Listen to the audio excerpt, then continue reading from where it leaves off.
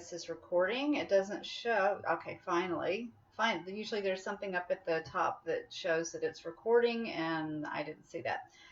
Anyway, hope you're doing well. How's everyone hanging in there with the self-isolation?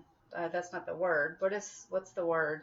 Um, anyway, Quarantine. it's not. We're not quarantined, but social distancing. I think that's what I was thinking. And stay in place. That's what it is in California. Stay in place. I just was about to do a quick soak on dried beans. Just a little while ago, I decided that I want to have chickpeas.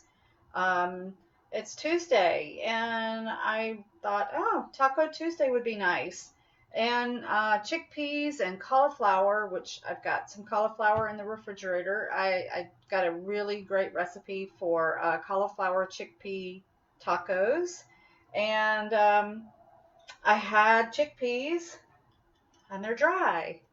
I don't have a can of chickpeas, and I don't really want to run to the store. It's not, it's not the old days where I would say, oh, well, I'm just going to run to the store and get a can of chickpeas or something like that. I'm thinking twice about going places. So there is a way.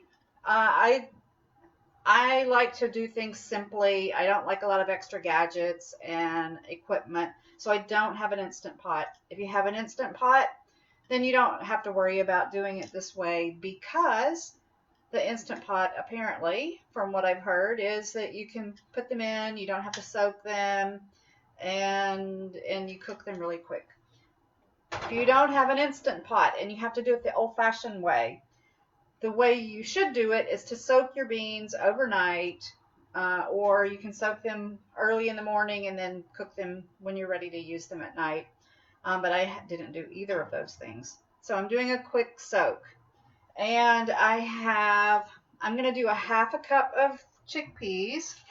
I finally realized that I have to start cooking less amount, because otherwise I've got so much food in the refrigerator that I can't cook every day. And I love to cook every day. If you don't like to cook every day, then double the amount. But I've got a half a cup of chickpeas here that I rinsed. You want to rinse them to make sure that there's no dirt or stones or anything on them. And then I've got about 2 cups of water here. I'm going to put it in this pot and add the chickpeas and turn it on and bring it to a boil. And which one? This one. Come on, there we go. So I'll bring it to a boil. Let it boil for about 2 minutes. Cover it after it's come to a boil. You cover it slightly while it's boiling. Then after the 2 minutes, you turn it off, cover it completely, and let it sit for 1 hour. And that is supposed to replace the soaking overnight. Still, the best way is to soak them overnight. That's supposed to get out the gas causing, beans are supposed to cause gas, but after you've eaten them for a while, they don't cause gas so much.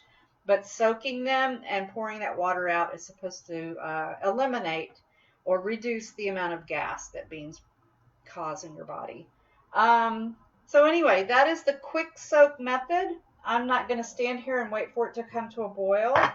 Then after that, after they boiled and they sit for an hour, turned off, not still boiling, then you pour that water out, add an equal amount, so another 2 cups of water to a half a cup of beans or chickpeas, and bring them to a boil and cook them just like you would normally, which typically takes about an hour.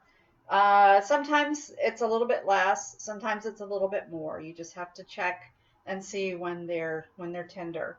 And then they'll be ready to go into my recipe, my cauliflower chickpea tacos that we're going to have tonight with a red cabbage slaw.